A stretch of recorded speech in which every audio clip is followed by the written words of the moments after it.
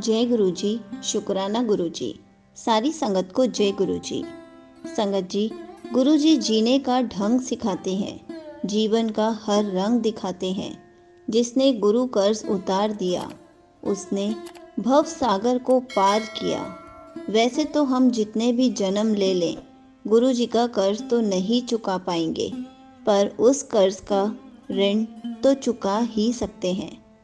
गुरु जी पर पूर्ण श्रद्धा रखकर और गुरु जी पर संपूर्ण विश्वास रखकर रोज सत्संग सुनकर और सिर्फ ऐसा करने से ही हम गुरु जी के और करीब चले जाएंगे। हम उनसे कनेक्टिविटी बना पाएंगे, जिससे गुरु जी स्वयं आपका मार्गदर्शन जरूर किसी न किसी रूप में करेंगे। आज के सत्संग में भी संगत जी ने गुरु जी से डायरेक्ट कनेक्टिविटी बनाई और उनके ऊपर आई महाविपदा को गुरु जी ने कैसे दूर किया, आप खुद सुनिए। गुरु जी का क्या मैसेज है, उसे समझें। संगत जी, सत्संग अंत तक ज़रूर सुनिएगा। ये सत्संग बहुत प्यारा है और बहुत ख़ास है। तो चलिए सत्संग सुनाती हूँ। मैं गुरु जी की भक्त बहुत पहले से थी और मुझे कई बार गुरु जी के दर्शन करने का सौभाग्य मिला। गुरु जी के साथ आध्यात्मिक सृष्टि से संबंध तब जोड़ पाई जब मेरी ज़िंदगी में संकट आया।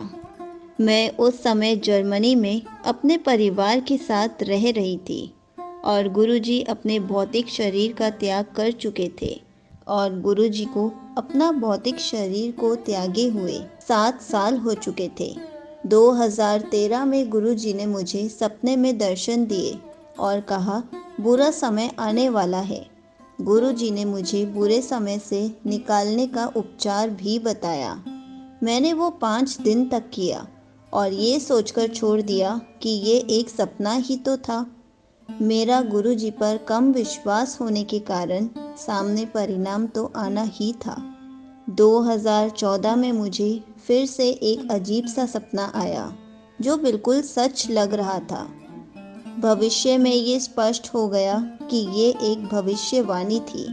मैं बहुत गहरी नींद में थी जब अचानक मेरे सीधे कान की तरफ किसी ने धीरे से पंजाबी में कहा, तेरी बहुत जल्दी मौत होने वाली है। मैंने अपनी लेफ्ट साइड की ओर देखा तो गुरुजी वहाँ खड़े हुए थे। वो मेरी तरफ चुपचाप गंभीर मुद्रा में देख रहे थे। मैं डर के उठ गई और मैंने अपनी माँ और भाभी को, जो गुरु जी की भक्त हैं, जो भारत में रहते हैं, उन्हें फ़ोन किया। उन्होंने मुझे समझाया कि गुरु जी की उपस्थिति ही इस बात का प्रतीक है कि कुछ भी बुरा नहीं होगा। मैं शांत हो गई और कुछ ही दिनों के बाद मैंने ये सपना अपने मन से निकाल दिया। 1 महीने बाद मेरी चेस्ट के राइट में एक गांठ जैसी बन गई। अचानक ऐसे लगा कि ये एक ही रात में कैसे हो गया। जब मैं गायनेकोलॉजिस्ट के पास गई, जिसने अल्ट्रासाउंड करके बताया ये जो चोट है पानी की गांठ के समान है, परंतु इस गांठ के नीचे कुछ था जो साफ दिखाई नहीं दे रहा था। डॉक्टर ने मुझे मेमोग्राफी कराने को कहा, जिससे पता चला ये जो गांठ है उसके नीचे कुछ नया विकास हो रहा है, कुछ नया बन रहा है।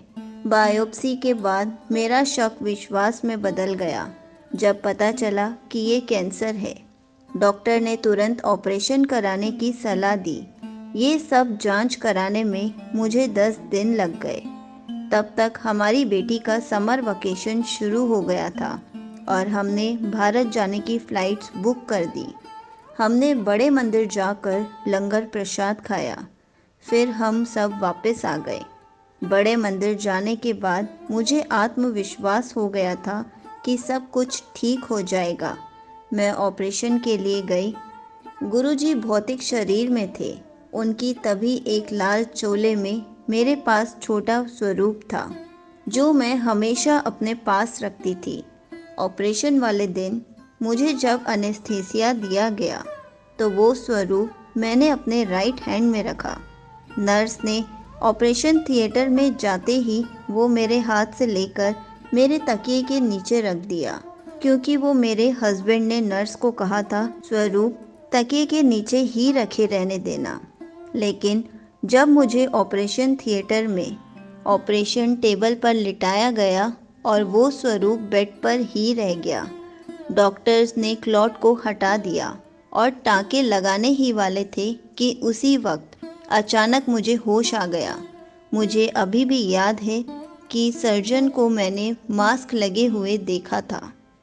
हालांकि मुझे एनेस्थीसिया लगा हुआ था, उसकी वजह से मुझे धुंधला नज़र आ रहा था, लेकिन मैं पूरे होश में थी।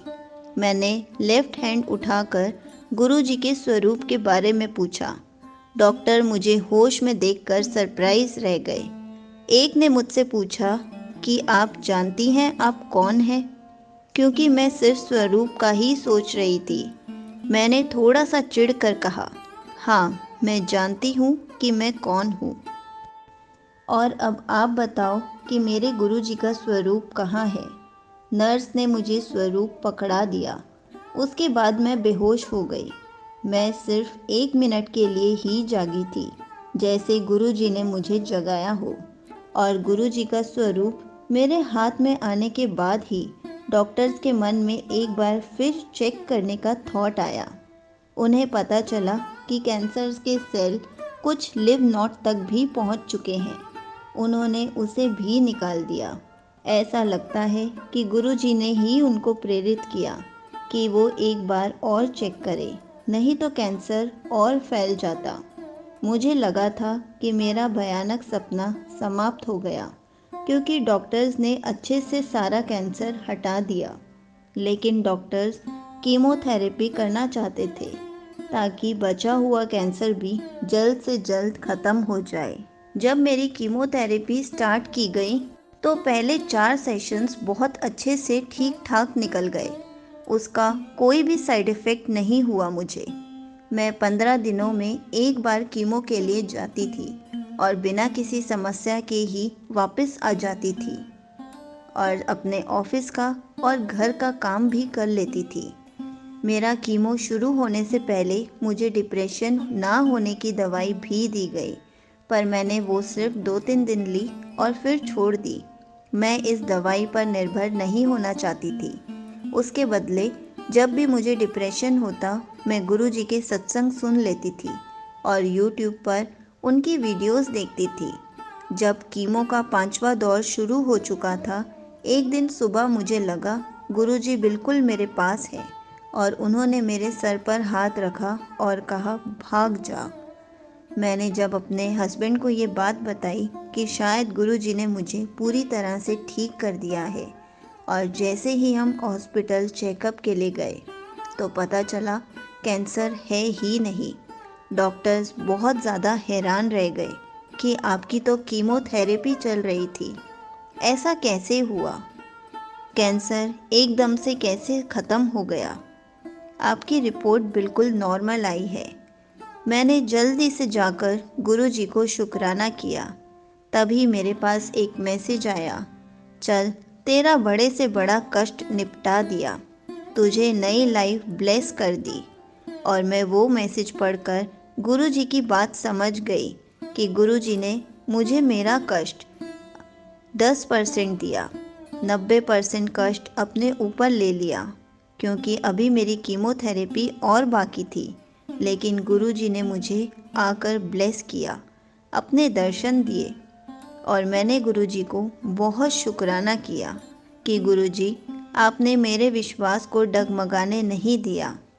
आपने मुझे बिल्कुल ठीक कर दिया, मुझे नई लाइफ ब्लेस कर दी। आपका बहुत बहुत शुक्राना गुरुजी। यहीं पर आंटी जी का सत्संग समाप्त होता है। संगत जी, ऐसे ही हमें भी गुरुजी पर विश्वास रखना चाहिए ताकि गुरुजी हमें बिल्कुल ठीक कर सके, हमें भी न्यू लाइफ ब्लेस कर सके। हमें भी गुरुजी के सत्संग सुनते रहना चाहिए। सत्संग सुनने से भी सुनने वाले का कल्याण होता है और सुनाने वाले का भी कल्याण होता है। इसलिए हमेशा अपने सत्संग शेयर करते रहना चाहिए, सुनाते रहना चाहिए और सुनते भी रहना चाहिए, क्योंकि हमें सत्संग सुनते सुनते भी गुरुजी ब्लेस कर देते हैं, बहुत सारे क्वेश्चंस के आंसर दे देते हैं। जय गुरु जी। शुक्राना गुरु जी।